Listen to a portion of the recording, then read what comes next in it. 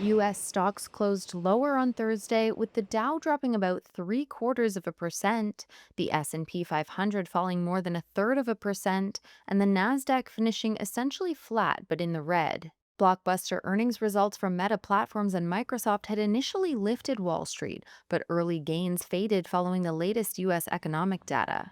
A report from the Commerce Department showed inflation picked up in June, with new tariffs pushing prices higher and stoking expectations that prices could climb further in the coming months. Robert Conzo, Chief Executive Officer and Managing Director at the Wealth Alliance, said investors have a lot of data to digest this week. This is a unique week. You had GDP that just came out.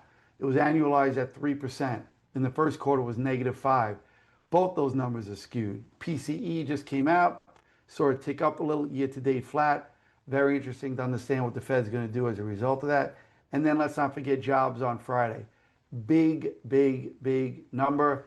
ADP jobs, by the way, just came out this week. And we're expecting 74,000. It came out at 104. That was a big surprise to the upside.